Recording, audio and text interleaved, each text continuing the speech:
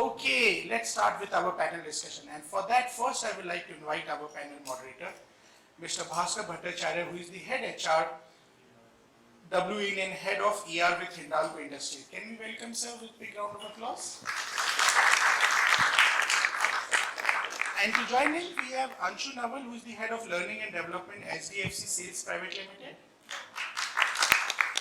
Shilpi Sarma, who is the head of OD and talent with National Stock Exchange of India Limited. Amit Mehta, head of training and certification, Amazon Internet Services.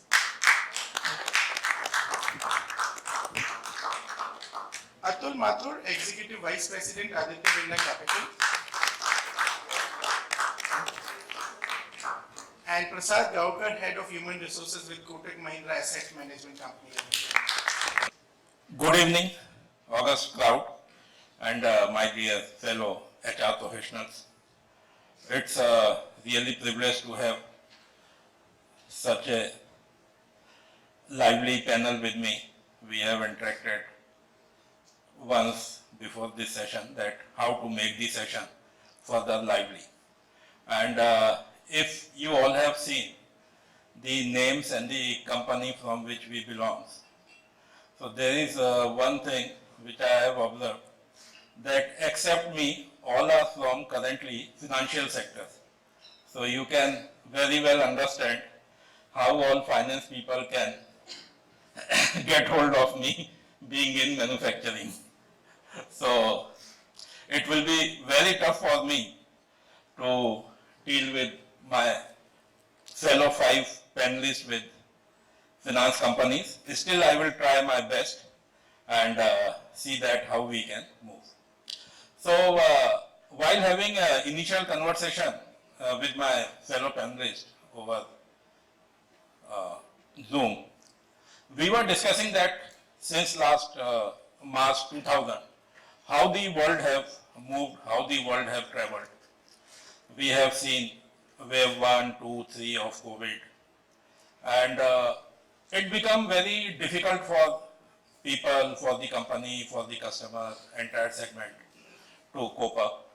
And there was no choice, at least for manufacturing, because if the manufacturing sector doesn't produce, country will be in problem. Similarly with financial sectors, banks need to run, and I am sure that SDFC, from SDFC colleagues, they will also agree that I think bank has not been closed for a single day during COVID. And even other finance company also, maybe for 15 days initial, they have been closed. So it was a very tough and challenging journey for all of us. And we have so many lively incidences of MS team meetings, taking meeting from home, how in the background our family members appeared all of a sudden while having some serious meeting and all. So it was a very tough and challenging journey. Still we have coped up, and now we all are in the physical form. Many organizations have 100% and still many are hybrid model and all.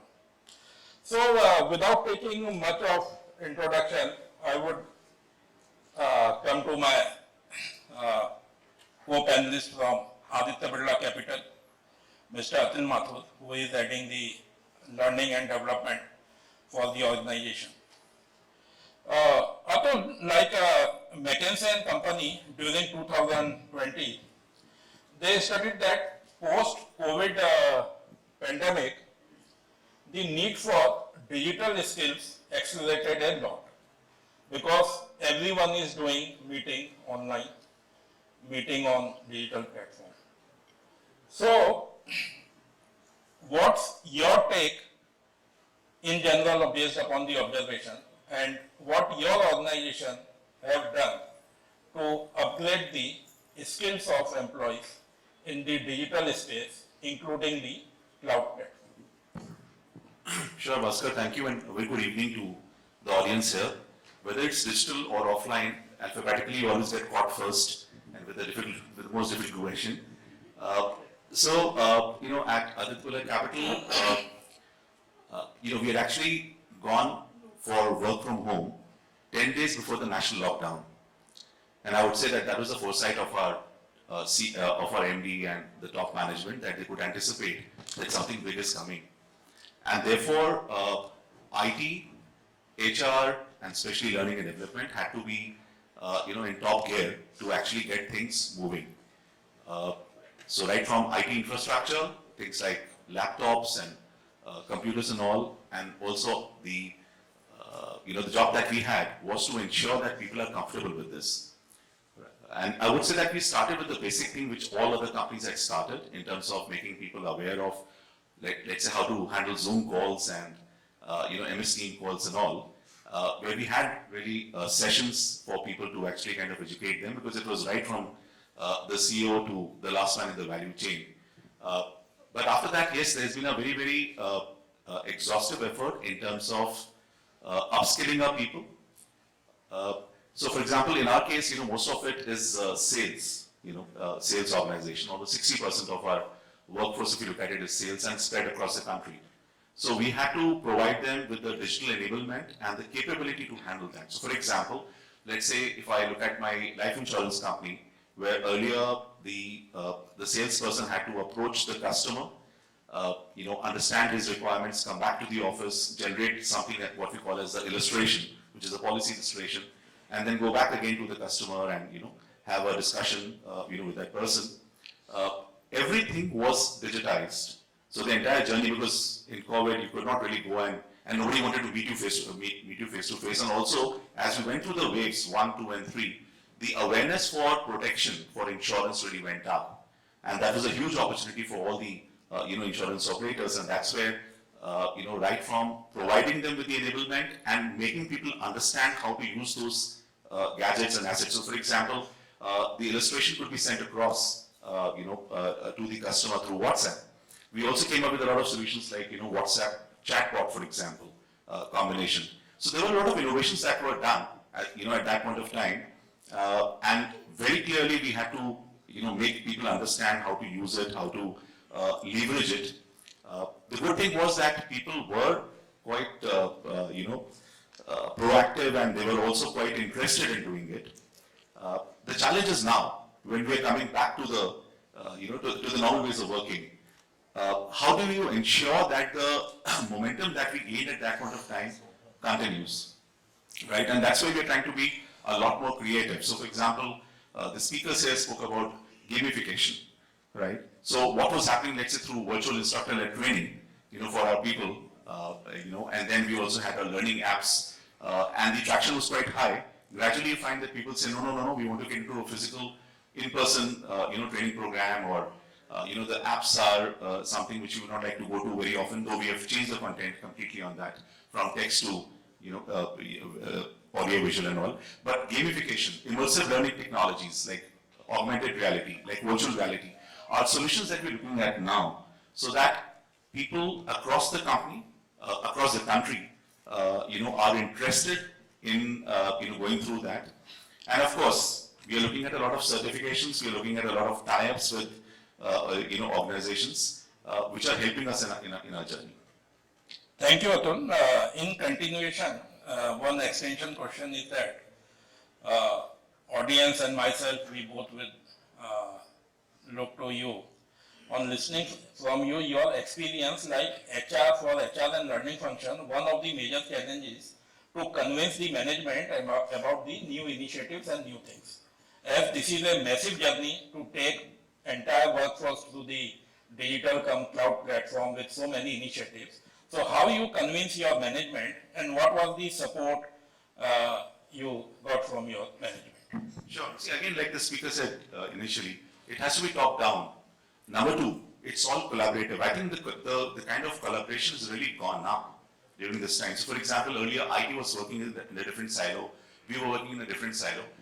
The shift and the change that I see now is that people are together in terms of working towards that solution, right? And obviously a lot of communication going in from the top management, where they've been very, very supportive to, people at large across the organization, has really helped us in terms of making a lot of our new interventions effective and successful. So whether it's the CMO of the company, or it's the Chief Operating Officer, or it is the CHRO, everybody is communicating, and I think that makes a lot of difference. The other thing is that how are you positioning it, right?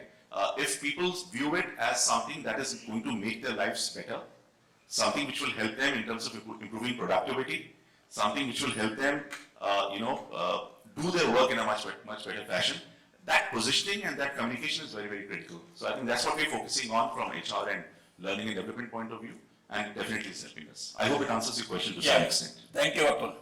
So on a lighter side, that COVID pandemic has increased the top leadership cohesiveness in other sense. Because in problem you have to work together, otherwise survival will be different. And the thing is that currently one of the important aspects with Mr. Amit from AWS was sharing, the people aspect. So in financial sector, the people are the key and they are the intellectual and with no machinery, people being the machine. So my next question is to Shilpi, who is for me is the sort of a subject matter expert in talent, learning and staffing.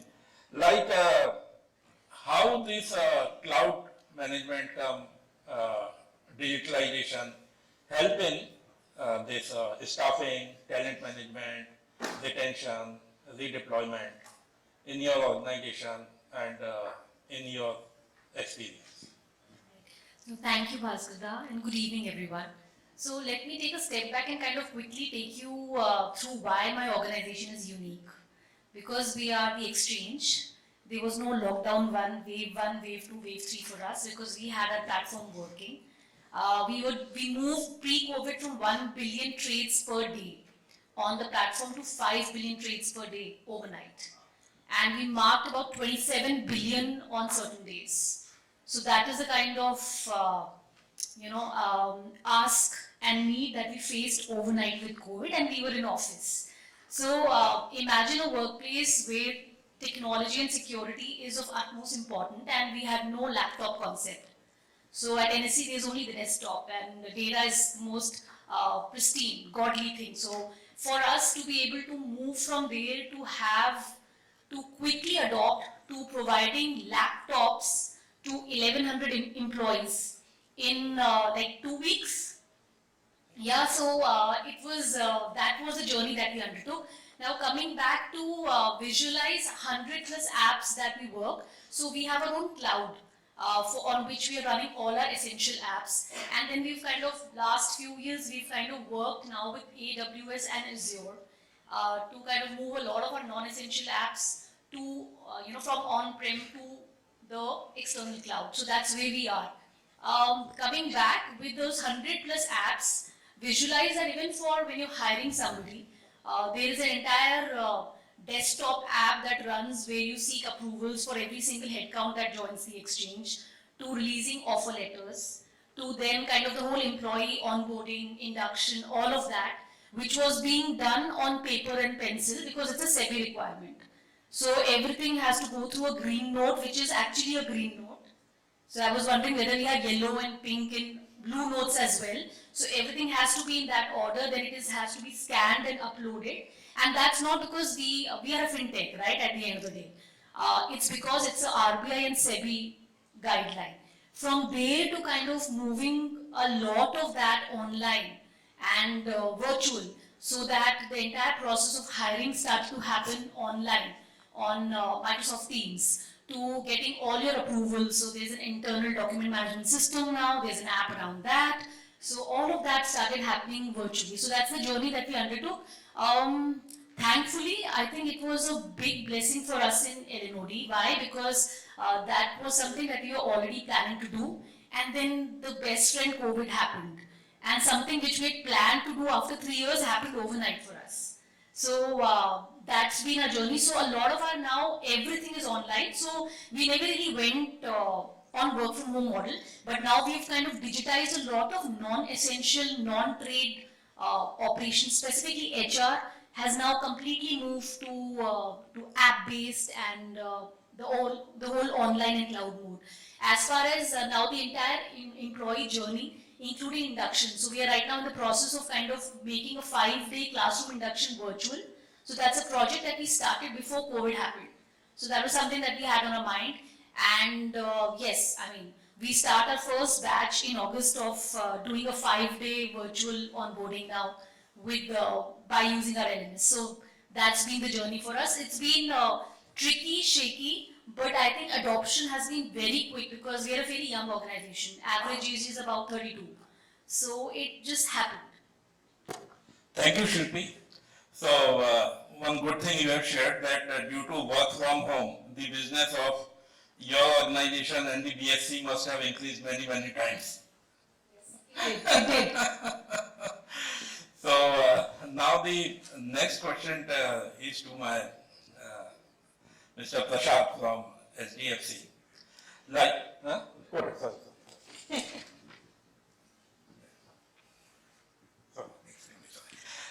from Kotak, again a financial institution. Like digital transformation required large scale workforce transformation. And like Shilpi has also mentioned, in financial sector, there is a culture of desktop only due to the data security and all. So how you manage the workforce transformation to achieve success in digital transformation through cloud management and other technologies? Good evening, everybody. I head human resources for Kotak Mahindra Asset Management Company, and if you're aware of the asset management space, typically we have a very large footprint, okay? And our branches are very small, comprising 2 to 3 people at faraway locations. We also have certain locations where we may not even have a physical branch. Those are called as resident representative locations, where we have an employee, but he's out in the field through the day.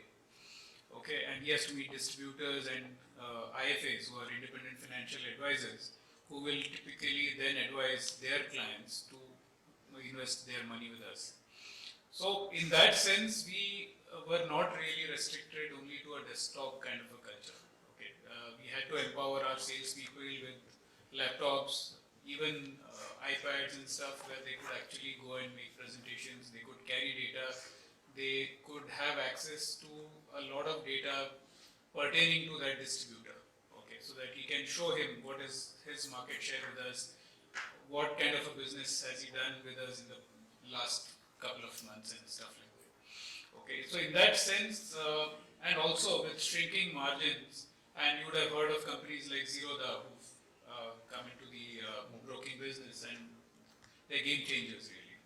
So as an asset management company, we had already started investing in building apps to ease, to help investors invest seamlessly.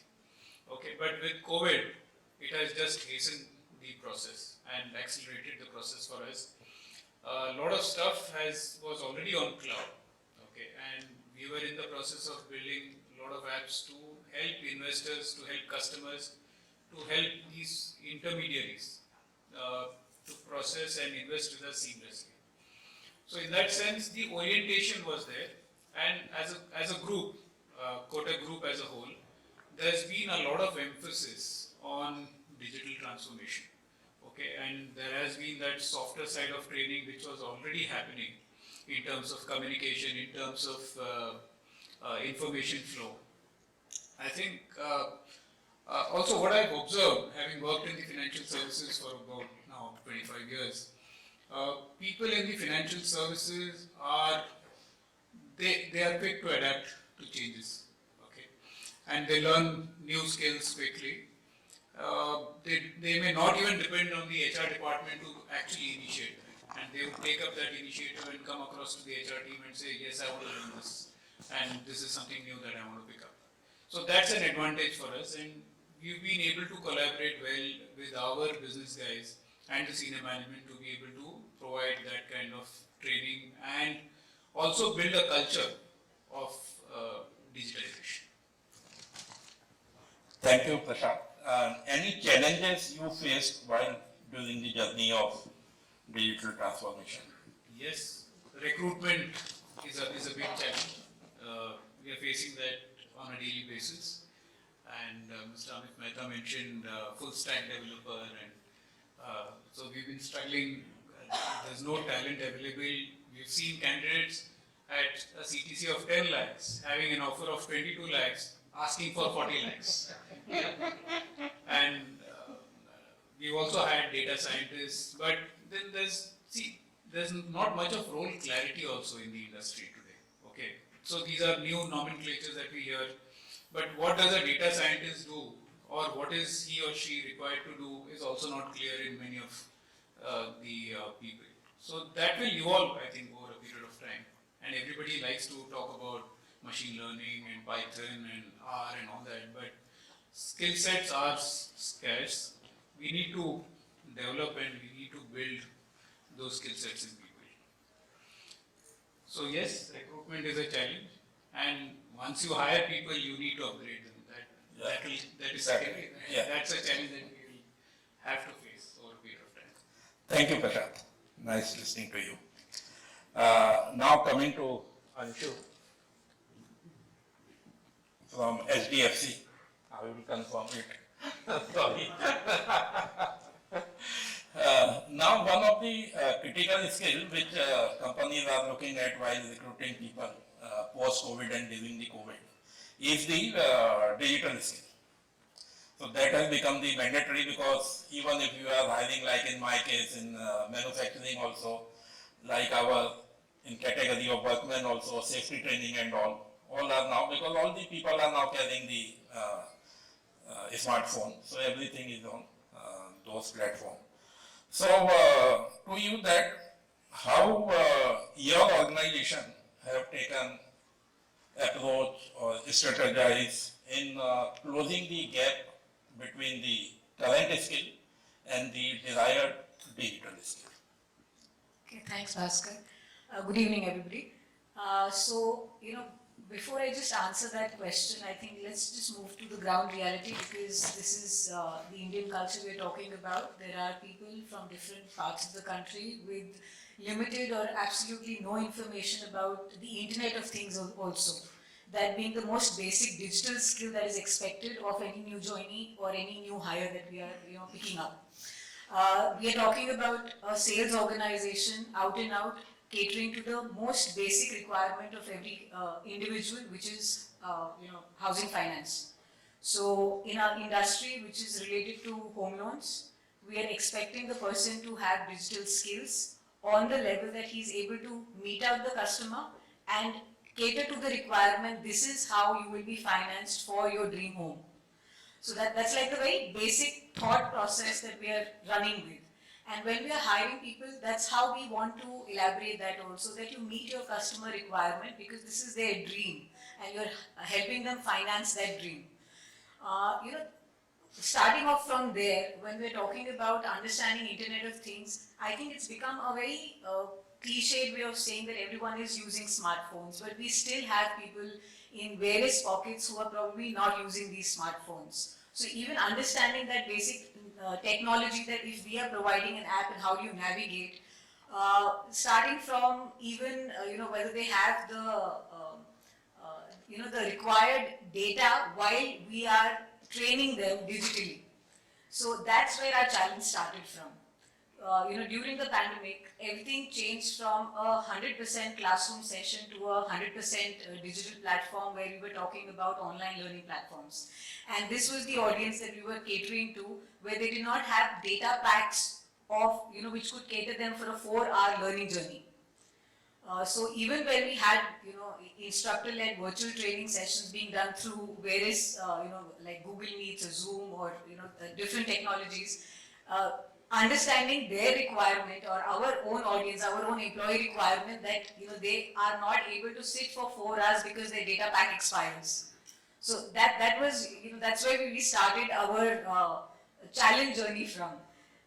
From there, pushing a 100% manual application of home loans to a digital platform completely, and this happened within a month's time. So that was the second step that had to be adopted, and very, very quickly. While we are talking about adapting to one change at a time, that's been a strategy in most organizations. The pandemic pushed us to the corner and say everything right now, or you don't stand too well in the entire industry. and being industry leaders in this particular space and being in the top 3, it becomes extremely difficult to maintain that kind of a volume even moving ahead with that kind of a challenge being in place. So being a part of the learning and development team, it became very critical for us to identify that what is it as a nugget which is going to help my end user be digitally transformed overnight to be able to cater to the requirement. Over a period of time, we've seen that people have learned, they found their space, they have found their initial requirement of, okay, now I need 8 hours of learning journey and then I will be adept at answering the questions that my customer wants. Now that space is still there, and now when we hire the talent that we want, it becomes a prerequisite that are you able to move through a app, and it's still very basic for us. So we are still trying to check whether the person is able to navigate, the person has enough infrastructure for a data pack, because the rest of the journey is taken once the person is on board. Earlier, where we were doing a 7-day classroom session for an induction, we moved to a quick digital bites where we did a 4-hour journey on a spread over 8 hours. 8 days, we did 4 hours every day, and that was in bits and pieces. So people could digest it. We could not have really 8-hour session. How long can they be glued to the phone even while we're doing this? So from there, the journey has taken place. Now, even while we're hiring now, it's and in the new normal, it's really nice to know that earlier what was niche and it was a one-off thing that we were doing these Zoom calls and we were meeting up digitally. Now it has become a niche again that people don't want digitally. They still want that classroom interaction. People still want to come together. They want to brainstorm. They want that connect. So getting that now has become a challenge because you're so used to the fact that okay, this is going to happen through Meet. This is going to happen through a digital Meet. So how do you really connect? And when you get them into a classroom or a hybrid session, they're relieved. Okay, now I know I'm going to learn. So that itself has become a pull factor for us to bring on the trainings or bring on whatever learning journeys that we want to. It has helped us in also when we've written how to hire, develop and retain digital talent. I think it has become how to hire, develop and retain talent digitally. Because that's where we are. That's where the journey is starting for a lot of our organizations, and especially in the Indian setup. So when I say the Indian setup, there are still so many challenges. From north to south, there will be different set of challenges which people will come across and say कि वो कहीं बारिश हो रही है तो net नहीं चल रहा है मैम नहीं आ सकते. From that challenge itself, we started from there. Getting all of them to the same platform or the same level of learning or the same level of skill sets, that challenge is something I think which the essentially the L&D teams of the organization have to critically move, because it's like treading on thin ice. You do not know. They may come up with the requirement that this is what I require, but as custodians of their learning roadmaps, I think that curation lies with us. So it's very critical for us to formulate something that will help them rather than bog them down with there is so much to learn digitally. It becomes a burden. So hiring talent, I hope Bhaskar have been judicial in answering your question. Yeah. Because I really wanted to put that across that though we are talking about this digital transformation, for some people it's still too soon. It is still too soon. Though we were pushed and we have tried to adapt to it, there are still pockets that we still struggling with. One more thing that I'd like to mention, because I have the mic, so I will. Okay, so you will have to listen. Something that was mentioned earlier, and my friend here, Atul, mentioned about it, that a lot of people, though they're pushed towards these learning segments and people have adapted really, really quickly, there are, and it has to be a top-down approach that while we are, taking or catering to these learning requirements, identifying pockets which are going to pilot these success stories, I think is another way of, getting the say that, how do you really create a budget for the learning. So when you have these small pockets of learning across the country, and that's what you can showcase even to the top management, I think it's a bottom-up approach as well. You know, and that works beautifully when you can showcase it to the to the talent team, saying that this is how we can manage talent as well. So it can be picked up because it is run for one pocket. You identify the challenges in another pocket, and then you run it for them as well. All right, I'm passing the mic. Thank you, Anshu, for the very nice and insightful input. So now I would move to Mr. Amit. So Mr. Amit, like in 2021, 𝗂𝗵𝗃 survey of 10,000 IT and business decision makers, the finding was that there are still 50% of business decision which lack understanding of how to link business problem with digital solution or technical solution. So what is your take that how to link, integrate business solutions with the digital solutions? Sure. So I think we're doing a couple of things to solve for this, because we realize that if you talk technology to business people, normally it doesn't arise. So there are a couple of themes that our customers are taking, and I'll just share a couple. So the first is this whole notion of cloud fluency. And it's kind of creating or initiating the art of the possible. So how do you get, let's say, a couple of executives, business executives in a room, and these are like senior business unit leaders, and getting them to understand what's the art of the possible with cloud, making that linkage to business. So for instance, if you really want to acquire a lot of customers in a very short period of time, what's the learning circle and how that can be implemented, learner journey, how that can be implemented on the cloud, and how simply it can be brought to life is something. So what we do is we do these cloud fluency workshops for executives. In one particular case, we got about 100 odd CIOs. If you see the technical landscape also, a lot of CIOs are kind of, in that age group where they have learned the on-premise world very well, but they're not very confident about the new world. So acknowledging that and getting them in a safe space and educating them on the cloud fluency and the new emerging tech, I think is one aspect. Initiating the art of the possible through these workshops. Cloud fluency workshops, my colleague Nilin is going to talk later, we do this culture of innovation. So listen, how do we innovate? And therefore the role that technology has in innovation becomes critical. There are some interesting things that we do. We call the working backwards workshop. In the working backwards workshop, we'll say, okay, what does the business really want to get to? And it's solving a business problem and getting technology at the end really, and taking them through this journey of solving the business problem. So three things that we do very well. One is this culture of innovation workshop, cloud fluency workshop and executive education. And third is this whole working backwards workshop with customers, which helps them understand, okay, what is the as is state today and what can it be later. And then finally, I think what really helps is executive sponsorship. So what we realize is organizations who do this well versus organizations who don't do too well is there's one person who will say, listen, I will tie in all the functions together. Oftentimes we see an IT leader who's taking the path and implementing technology, but he doesn't bring along many people. So I think where this cloud, this executive commitment, focus and drive, I think we get that out, and then he rallies the entire organization. So these are some of the themes that ties in the business and technology together. Thank you. So I think we have stressed. So one last small incident I will share from my organization.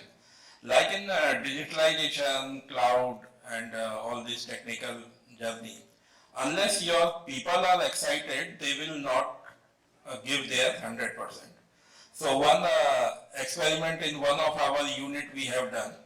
Though like in the production you have n number of panel available on the shop floor, on the common control room, but to give workmen a unique experience, like they are now habitual of using the smartphone, we have put Alexa type of apparatus in all the machine where the worker will ask, मेरा अभी तक का production कितना हुआ है, and that is language enabled. तो आ जाएगा like 1000 ton. Yeah, if it is in pieces, like we manufacture that pressure cooker plates also like so 1000 pieces, 500 pieces. So these type of things now we have to move to give unique experience to people. Because the workman and the base level people also need to be keep motivated and excited with these type of unique things. So with this, thank you to all my co-panelists. It was very wonderful interacting with you all. And I think audience have also got good insight and different sort of input from the panelists. 2 or 3 questions we will take, if you permit. One or two quick ones. Yeah, madam.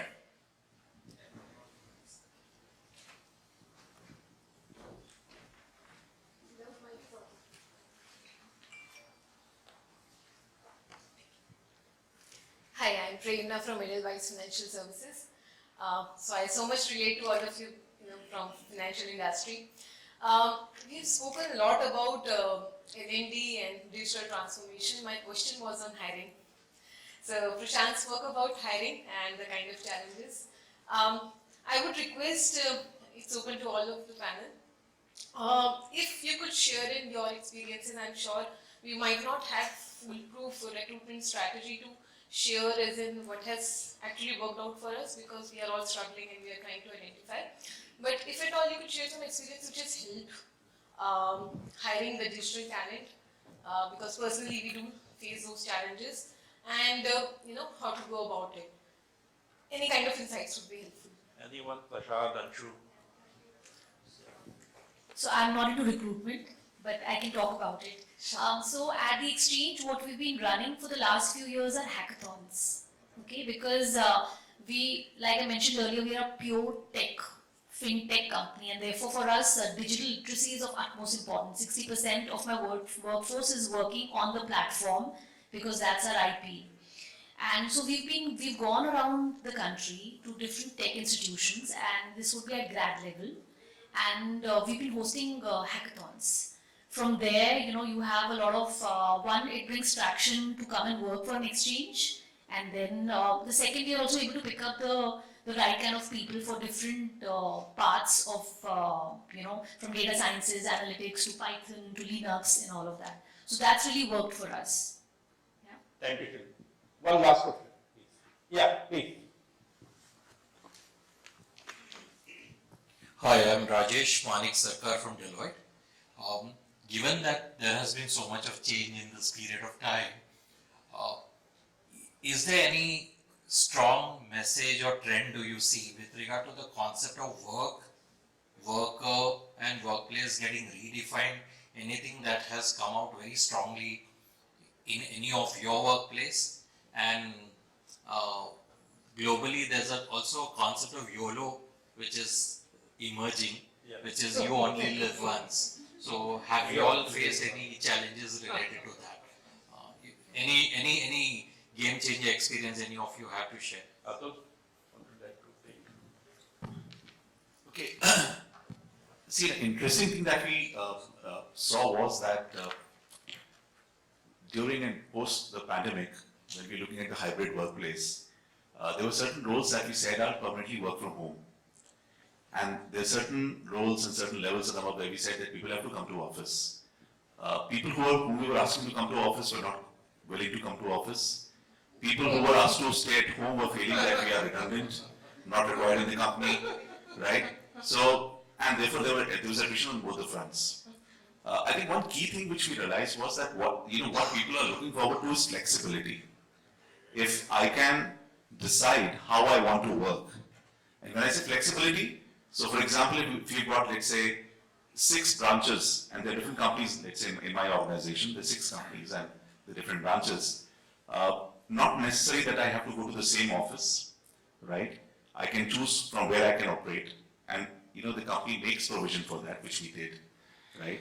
Also, that 9 to 6 thing, again, is kind of going off. So I think the key message is that if we can address the flexibility aspect, where people feel that yes, I am my master in terms of when I'm working, because we all say that we want to have entrepreneurs in the company, but then we try to treat them like laborers. I mean, I'm saying not in my organization, but a lot of organizations. So that flexibility, I think is something that we're continuously working on and trying to see how do we do that, and therefore to support that from a HR perspective and L&D perspective, we're also saying that how do we manage this kind of a workforce, because that engagement is very critical, and if the engagement goes off, people start, looking elsewhere.